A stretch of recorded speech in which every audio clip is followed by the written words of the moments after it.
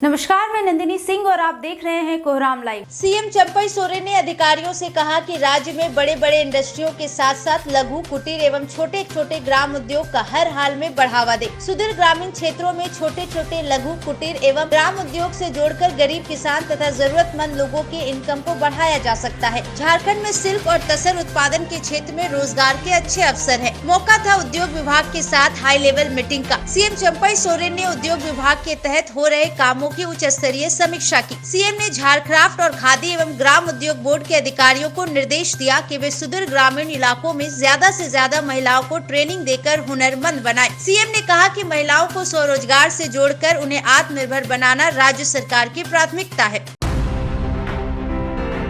रसूखदार दबंग भूमाफिया कमलेश कुमार का खूंटा एक बार फिर डोल गया। आज यानी शुक्रवार को ईडी की टीम ने कमलेश कुमार के ठिकानों पर रेड मारी। कमलेश के काके रोड स्थित एस्टर ग्रीन अपार्टमेंट और सेसायर होम के पास के ठिकानों पर छापेमारी की गई। रेड के दरमियान ईडी की टीम ने कमलेश के ठिकानों से करीब 1 करोड़ कैश और 100 पीस जिंदा गोलियां जब्त की हैं। जानकारों का कहना है कि मामूली फोटोग्राफर से बड़ा भूमाफिया बने कमलेश कई बेईमान पुलिस अधिकारियों और तथाकथित पत्रकारों का दुलारा है। ईडी की रेड के बाद कुछ वैसे सफेद पोश भी बेनकाब होंगे जो भूमाफिया कमलेश कुमार से गाहे बगाहे माल टानते रहे हैं। कुछ चेहरे तो चौंकाने वाले बेनकाब होंगे। कमलेश बिकाऊ सिस्टम का बढ़िया खरीदार बनकर हर तरह के कांटा को निकालने में माहिर है। अगर ईडी तह तक पहुंची तो कई चौंकाने वाली जानकारी सामने आ सकती है। मिली गोलियां इस बात के गवाह है कि बहुत जल्द ईडी उम्दा किस्म के हथियारों तक पहुंच सकती है। माफिया कमलेश के ठिकानों पर ईडी की रेड की फैली खबर के बाद से ही उसके कई पनाहगार और मददगार हाफने लगे हैं। कमलेश का कुछ नहीं बिगड़ने देने का दावा करने वाले उसके कुछ रहबर के इस बार पसीने छूट सकते हैं। कुछ साल पहले यानी 27 नवंबर 2020 को काके पुलिस ने उसे गिरफ्तार कर जेल भेजा था। तब वो तुरंत जेल से छूट गया था। उसके जेल से बाहर आते ही एक आला पुलिस अधिकारी का कहना था कि जिसकी जेब में रिश्वत की चाबी होती है वे ज्यादा दिनों तक हवालात में नहीं रहते। एक जवान लड़के की गोली मारकर हत्या कर दी गई। उसकी शिनाख्त 21 साल के अमरदीप भगत के तौर पर की गई। वो इंजीनियरिंग का स्टूडेंट था। मिली जानकारी के अनुसार आज भोर में धनबाद के सदर थाना क्षेत्र के तेलीपाड़ा स्थित लॉ कॉलेज के पास अमरदीप लहूलुहान हालत में पड़ा था। उधर से गुजर रहे कुछ लोगों की नजर उस पर पड़ी। सूचना पुलिस को दी गई। मौके पर पहुंची पुलिस बेतरह जख्मी अमरदीप को जल्दबाजी में इलाज के लिए SNMCH ले गई, जहां उसे बचाया नहीं जा सका। अमरदीप की मौत की खबर उसके घर वालों को दी गई। उसके एक रिश्तेदार विकास कुमार ने पुलिस को बताया कि बीती रात वो कहकर निकला था कि रात में घर नहीं लौटेगा और उसका मोबाइल फोन बंद रहेगा। फिलहाल पुलिस पूरे मामले की जांच में जुटी है। नीट पेपर लीक मामले में राजद नेता तेजस्वी यादव के आप सचिव प्रीतम कुमार का नाम उछलने के बाद तेजस्वी यादव ने कहा कि भाजपा मामले को डाइवर्ट करना चाहती है। तेजस्वी ने कहा कि नीट धांधली मामले में अगर प्रीतम कुमार का नाम आता है तो उनको बुलाकर पूछताछ कर लिया जाए। जो भी दोषी हैं उन्हें गिरफ्तार करें। अगर इन लोगों से नहीं हो रहा तो मैं CM नीतीश कुमार को बोल देता हूँ कि जो भी दोषी है उनको गिरफ्तार करें। तेजस्वी ने कहा कि जो इंजीनियर गिरफ्तार हुआ है वो बेनिफिशियरी हो सकता है, लेकिन मास्टरमाइंड अमित आनंद और नीतीश कुमार है। नेता प्रतिपक्ष ने कहा कि शिक्षक भर्ती के जो आरोपी थे वो बिना जेल गए बाहर बेल भी ले लिया। हम लोगों को सारी जानकारी है। पूरे मामले को डाइवर्ट कर हमसे जोड़ा जा रहा है। हम तो कह ही रहे हैं कि जिनको जो जांच करनी है कर ले।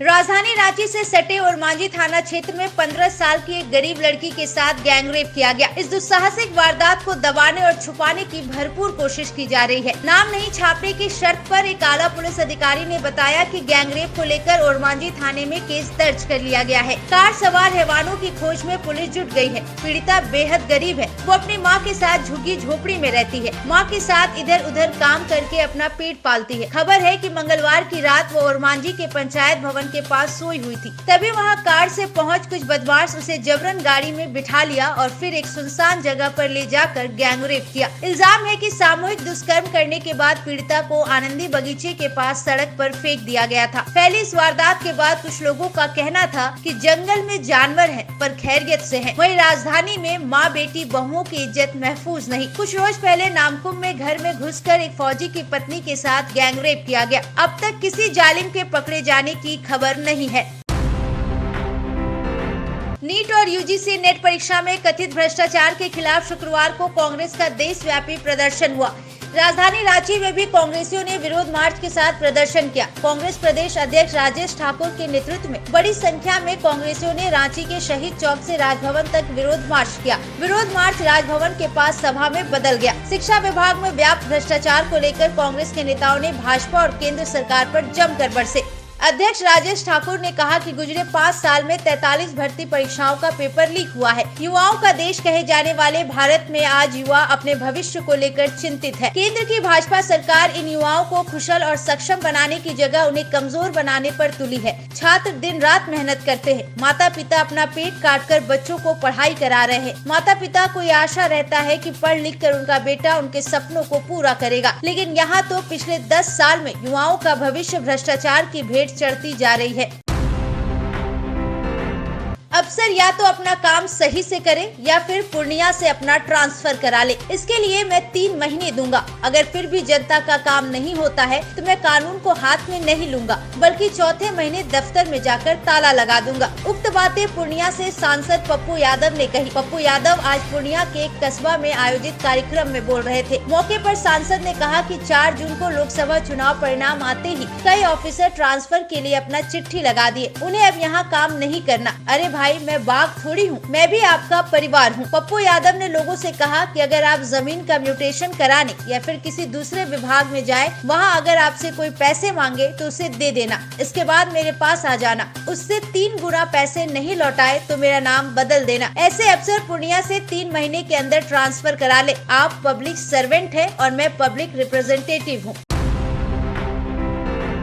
झमाझम बारिश के साथ झारखंड में 21 जून को मानसून की एंट्री हो गई। राजधानी रांची सहित पाकुड़ और साहिबगंज में मेघ के बाद से मौसम सुहाना है। 3-4 दिनों में पूरे राज्य में इसका असर देखने को मिलेगा। इस साल मानसून 11 दिन देरी से पहुंचा। बीते कल यानी गुरुवार से ही राजधानी रांची समेत कई जिलों में बारिश हुई, जिसके बाद लोगों को गर्मी से काफी राहत मिली। सबसे ज्यादा खूंटी में 63.5 मिलीमीटर बारिश हुई। वहीं रांची में 40 मिलीमीटर बारिश रिकॉर्ड की गई। सबसे कम बारिश गुमला और लातेहार में 2.0 मिलीमीटर दर्ज की गई। बारिश के बाद प्रदेश के सभी जिलों का तापमान 40 डिग्री से नीचे आ गया। रांची का अधिकतम तापमान 43.4 डिग्री, जमशेदपुर में 45.7 डिग्री और डाल्टनगंज में 47.8 डिग्री रहा। मौसम विभाग के अनुसार जमशेदपुर, जामताड़ा और पलामू समेत कई जिलों में बादल छाए हुए हैं। इन जिलों में भी बारिश की संभावना जताई गई है। अगले 5 दिन प्रदेश के कई जिलों में बारिश और ठनका गिरने की संभावना जताई गई है। वहीं 40 से 50 किलोमीटर की रफ्तार से हवा चलेगी। ऐसे ही झारखंड और देश दुनिया की झटपट खबरों के लिए बने रहिए कोहरामलाइव.com के साथ।